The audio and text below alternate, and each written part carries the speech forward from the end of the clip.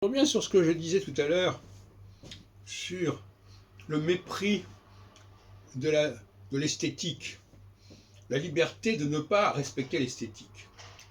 C'est la théorie que je développais à propos des groupes qui ont décidé de ne pas respecter certains principes sensoriels. Les uns ne respectent pas les qualités du visuel, l'autre les qualités de l'olfactif, les autres des qualités du gustatif, l'autre des qualités de la parole et de l'auditif.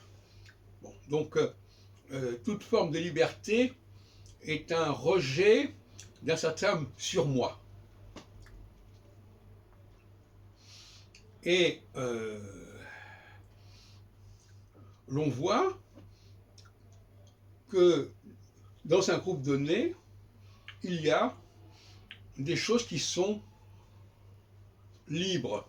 Et quand on dit libre, ça veut dire qu'on peut faire n'importe quoi et qu'il n'y a pas de surmoi. Par exemple, quand j'ai créé les cafés philo, en 2018, je crois, j'ai introduit une exigence de qualité de la parole dans des groupes qui n'avaient pas cette exigence, et où les gens avaient gardé l'habitude de dire n'importe quoi, n'importe comment, etc., dans n'importe quel ordre. Donc on peut changer les habitudes, les comportements d'un groupe. C'est-à-dire leur dire, jusqu'à présent vous acceptiez qu'on ne fasse pas attention à ceci ou cela, maintenant on va faire attention. Et inversement d'ailleurs, il est possible que ce à quoi le groupe faisait attention, ça soit considéré comme secondaire, comme une soupape de sécurité, une soupape de sûreté, je sais pas. Il y a toujours un prix à payer à toute forme de liberté. Toute liberté que s'accorde un groupe se fait aux dépens d'un certain nombre de respect, de valeurs que le groupe est disposé à sacrifier et à négliger en contrepartie.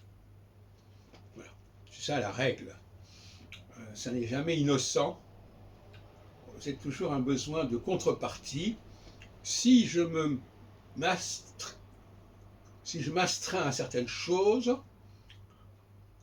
à certaines règles, je m'accorde aussi le droit de ne pas en respecter d'autres.